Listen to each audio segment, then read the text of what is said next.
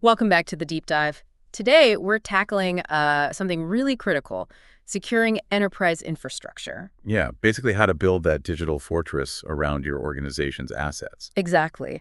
We're doing a deep dive based on a chapter covering foundational security principles. hmm And our mission today is really to pull out the core concepts, make them super clear, understandable, and, useful without getting lost in all the dense technical jargon. Right, we want the practical takeaways, not just definitions, but the strategies you can actually understand, even if you're not like a deep tech expert.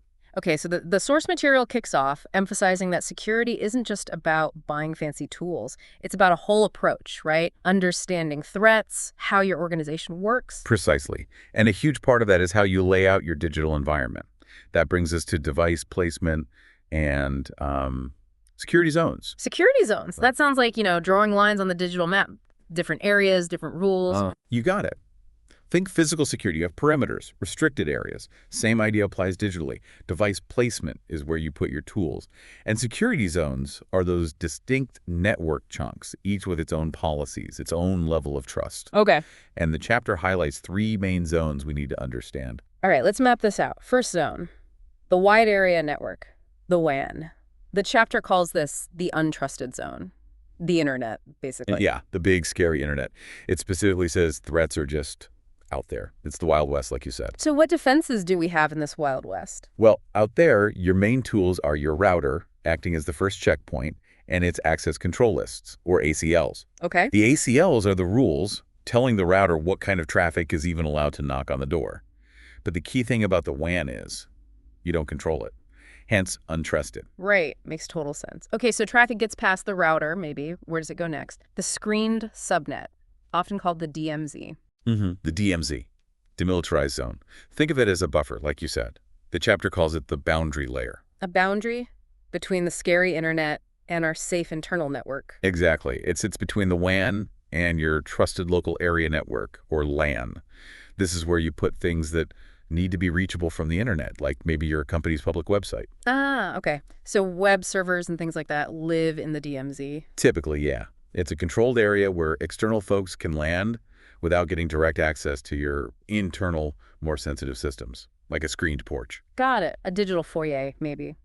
And that brings us to the last zone, the local area network, the LAN. This is the trusted zone, right? Where the employees work, the important data lives. Correct. The LAN is supposed to be safe because it's protected by those outer layers.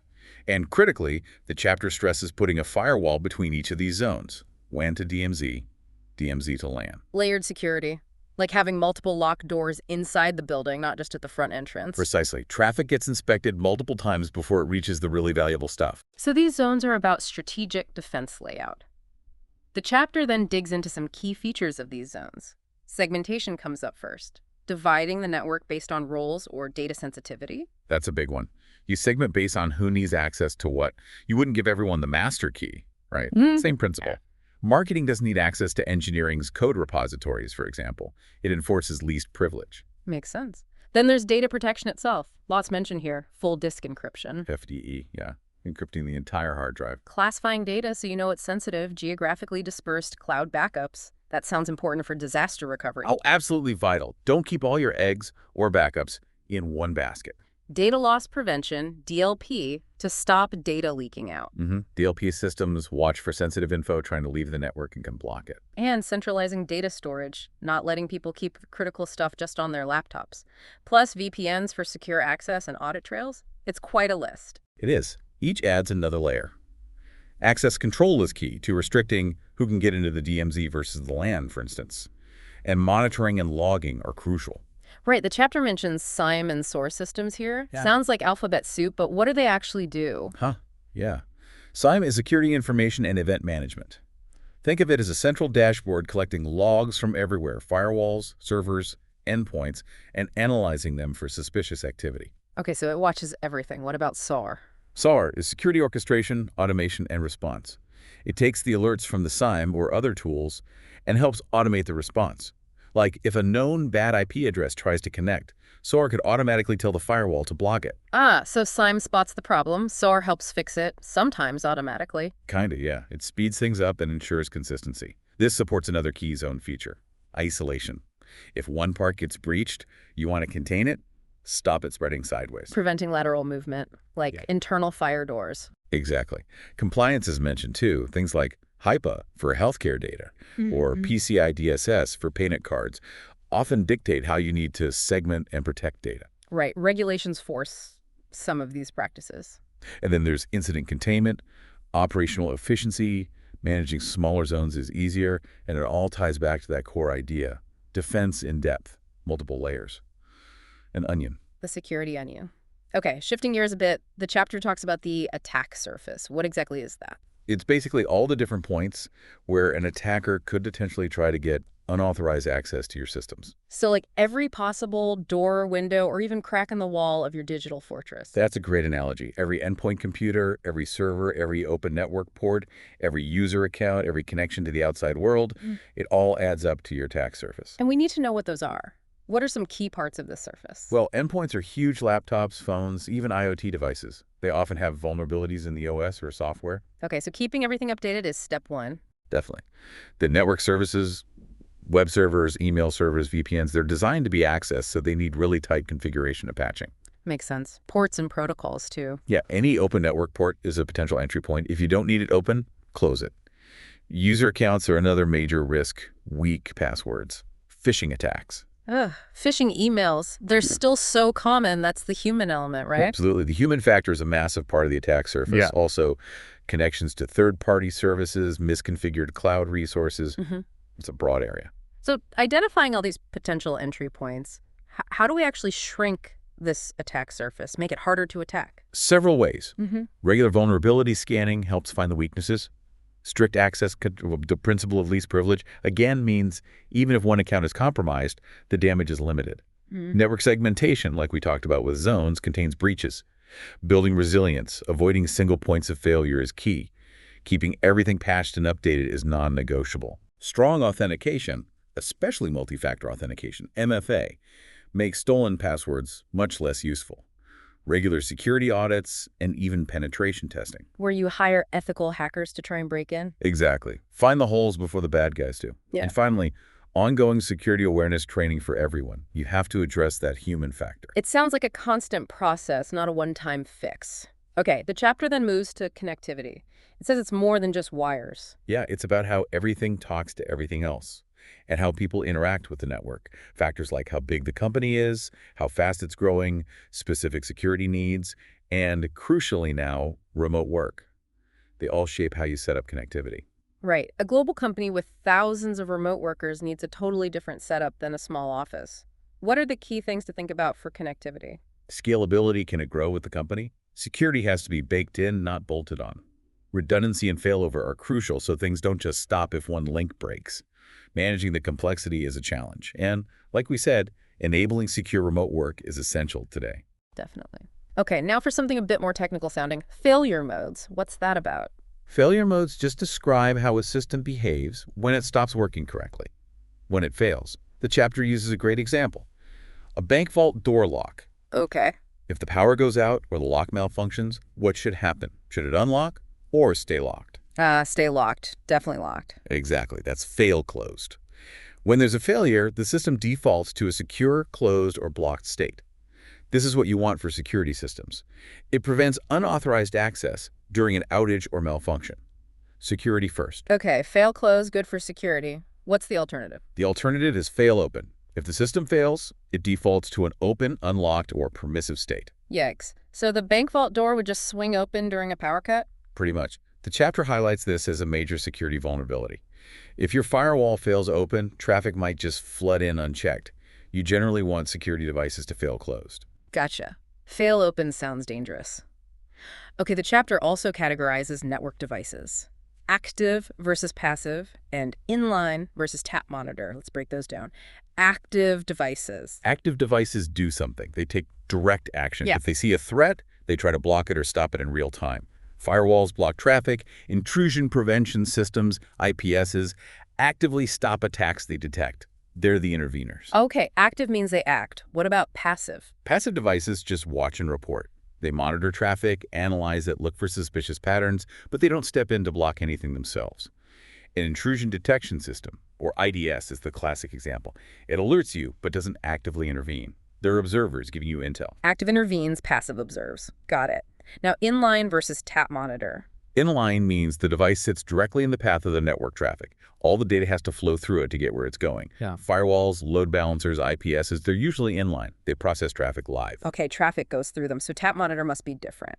Right. Tap or monitor devices don't sit in the main traffic path. Instead, they get a copy of the traffic, usually via a network tap or a switch's monitoring port. They analyze this copy without affecting the live flow. Packet sniffers are like this. It's like recording security footage versus having a guard checking IDs at the door. Ah, okay. One's a gatekeeper, the other surveillance. Makes sense. Now, the chapter gets into specific network appliances, the tools, and the security box. Exactly. These are the dedicated devices doing specific jobs. First up, jump servers. Jump servers. The chapter says they're secure intermediaries for administrators, right? You connect to the jump server securely, then manage other things from there. Precisely. Instead of allowing direct admin access to dozens of sensitive servers from many places, you funnel it through one hardened, monitored point, reduces the attack surface for administrative access, uses secure protocols like SSH or RDP. Okay, good control point. Next, proxy servers. People have probably heard of these. The chapter talks about the forward proxy first. This is what internal users go through to reach the internet. It acts on behalf of the user, masking their direct IP address from the outside world. So it fetches web pages for you? Essentially, yes. Yeah. And it can do useful things like URL filtering, blocking dodgy websites based on a list. Block lists. Content filtering, blocking sites based on keywords or categories. And caching, storing copies of frequently accessed web pages locally to save bandwidth and speed things up.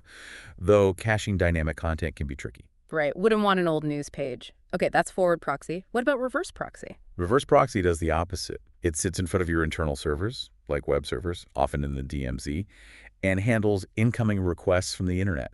It can handle authentication, decryption, distribute requests. It protects your internal servers. So forward for outgoing user traffic, reverse for incoming traffic to your servers. You got it. Then we have IPS and IDS again, but as specific appliances. We covered the concepts active prevention versus passive detection. Right, so an IPS appliance is an active inline device blocking threats. An IDS appliance uses sensors to passively detect threats and alert you. And they can be network-based, in IPS and IDs, watching the whole network, or host-based, HIPS or IDs, protecting individual computers. Network versus host. Makes sense. Load balancers. We touched on them, but their main job? Distributing traffic. If you have a really busy website with multiple servers, the load balancer spreads the incoming requests across those servers so no single one gets overwhelmed. It also provides fault tolerance. If one server fails, the balancer sends traffic to the healthy ones. Keeps things running smoothly. Critical for availability. The chapter mentioned Layer 4 and Layer 7 load balancing. Yeah, Layer 4 balancing looks at basic network info, like IP addresses and ports. Layer 7 is smarter. It can look inside the request at the application data, like it can route based on the specific URL requested, not just the server's IP. Better for complex web apps. Okay, Layer 7 is more context-aware, and it listed methods like least utilized host sticky sessions. Right. Least utilized sends traffic to the server with the fewest current connections.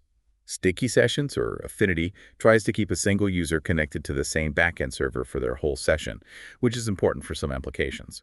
And DNS round robin is simpler, just rotating IPs, but it doesn't know if the server is actually working. Gotcha. And finally, sensors. Sensors are the data collectors, primarily for IDSs. They sit on the network or hosts, watch traffic or activity, and feed information back to the central IDS analysis engine. They're the eyes and ears. Okay, that covers the appliance toolbox. Now, port security. This sounds like locking down the physical network jacks. That's the core idea, preventing unauthorized devices from just plugging into an open network port on a switch and getting access.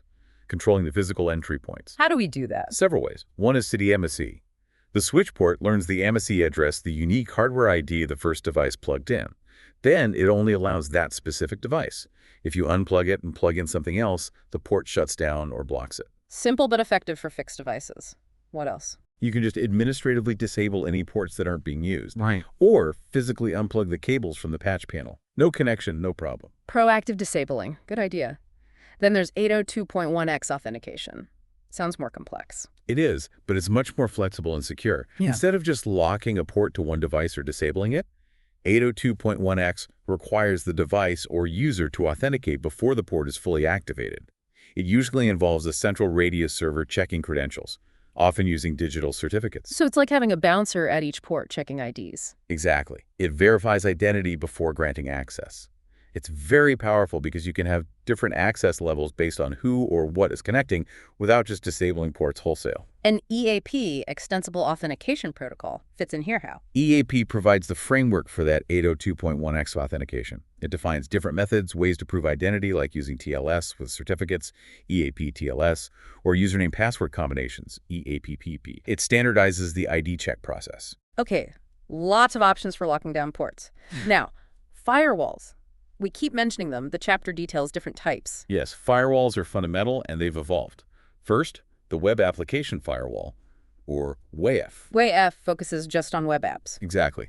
It operates at layer 7, the application layer, specifically looking for and blocking attacks against web applications, like SQL injection, cross-site scripting, XSS, things that exploit web code vulnerabilities.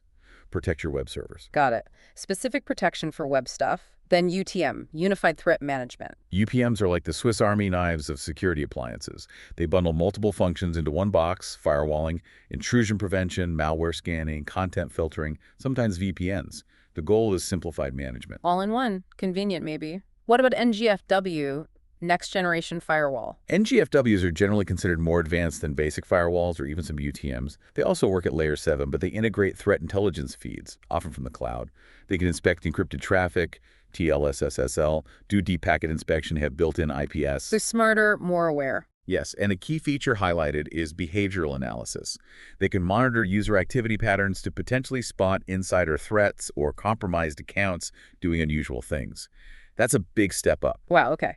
And the chapter also distinguishes Layer 4 and Layer 7 firewalls separately. Right. A Layer 4 firewall is more traditional, often called packet filtering or stateful. It looks at the network basics, source to destination IP addresses, ports, and whether the connection state, like the TCP handshake, looks valid. It doesn't usually look inside the data payload. Basic traffic cop. And Layer 7. Layer 7 or application layer firewalls do look inside the data. They understand applications, they can identify specific protocols like HTTP, SQL, etc., and enforce policies based on the application content, not just the addresses and ports. This allows much finer control, like blocking Facebook games, but allowing business use of Facebook. Much more granular control. Okay, that's a good firewall overview. Now, secure communication and access, super relevant with remote work. VPNs first. Virtual private networks. The core idea is creating a secure, encrypted tunnel over an untrusted network, like the internet, back to the company's private network. So remote workers can securely access internal resources. Exactly. The company runs a VPN server, users run client software. It controls access. The chapter notes older types like PPTP and SSL VPNs are mostly replaced by more secure options like L2TP IPSEC or sometimes HTML5 VPNs, which are easier to use but maybe less feature-rich than full IPSEC. Okay, VPNs tunnel you in securely. What about remote access more broadly? It's just the ability to access systems remotely. Essential now, but it opens up risks. You absolutely need secure protocols. The chapter explicitly calls out Telnet as obsolete because it sends passwords in plain text. Big no-no. Yeah, definitely don't want that. What are the secure options? SSH, Secure Shell, is key for command line access, especially to servers and network gear. Way more secure than Telnet, uses encryption, can use strong key-based authentication instead of just passwords. Okay, SSH for command line. RDP, Remote Desktop Protocol, is Microsoft's thing for graphical remote access to Windows machines, also secure when configured properly. Needs enabling on the host machine. And jump servers, as we mentioned, are another secure access method. Right. Now, tunneling itself, we mentioned it with VPNs. Tunneling is the general technique of wrapping one network protocol inside another to create that secure path. TLS and IPSEC are the main protocols used for this that the chapter focuses on. How does TLS tunneling work? TLS, often using digital certificates, authenticates the endpoints, like your laptop and the VPN server, and encrypts the data flowing between them. A radius server might handle the user credential check after the tunnel is up. Okay, and IPSEC. Sounds more complex. AH and ESP. IPSEC is a suite of protocols. AH, the authentication header, provides integrity checking, making sure the data hasn't been tampered with using hashes like SHA-1 or MD5. ESP, the encapsulating security payload, handles the actual encryption of the data using algorithms like AES. It encrypts the payload. So AH is for integrity, ESP is for confidentiality, encryption. What about IKE? IKE, Internet Key Exchange, is the negotiator. It runs first, usually over UDP port 500, to securely establish the shared secret keys that AH and ESP will then use. It often uses the Diffie-Hellman algorithm to agree on keys without sending them in the clear. So IKE sets up the secure channel for IPSEC to use. Pretty much. And IPSEC has different modes. Tunnel mode is typical for VPNs, encrypting the entire original packet. Always-on mode is often for site-to-site VPNs. Transport mode is usually for securing communication between specific endpoints within a trusted network, only encrypting the data payload, ESP. Lots of detail there, but powerful stuff. The chapter also briefly mentions SD-WAN and SAS. Yeah, quickly. SD-WAN is a modern way to manage wide area networks, often using multiple internet links, with centralized control, encryption, and application-aware routing, more flexible than traditional WANs. Okay, and SAS. Secure Access Service Edge. It's more of a cloud-native architecture that combines networking, like SD-WAN, and security functions, like firewalls, secure web gateways, zero-trust access, into a single cloud-delivered service. It moves the security edge closer to the user wherever they are. So, moving security and networking increasingly to the cloud. Got it.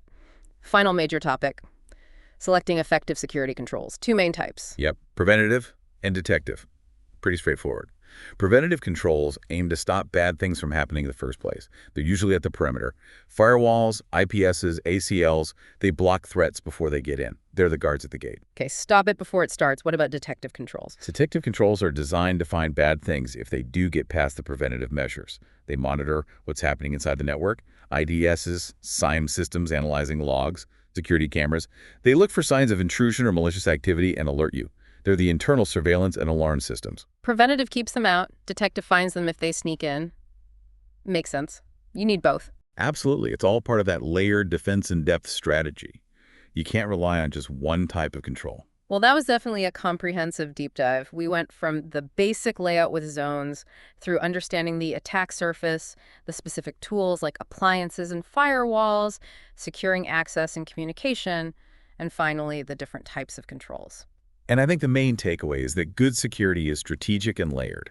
It's not just about buying technology. It's about thoughtful design, understanding the risks, and putting the right defenses in the right places. Right. And as the source material emphasized, it's also about people and process fostering that security-aware culture.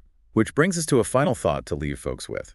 This digital world keeps getting more complex, more connected, and the threats keep evolving.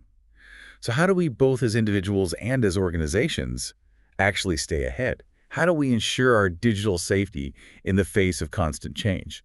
That's a big question. It really points to the need for continuous learning and adaptation in cybersecurity, doesn't it? It really does. It's never done.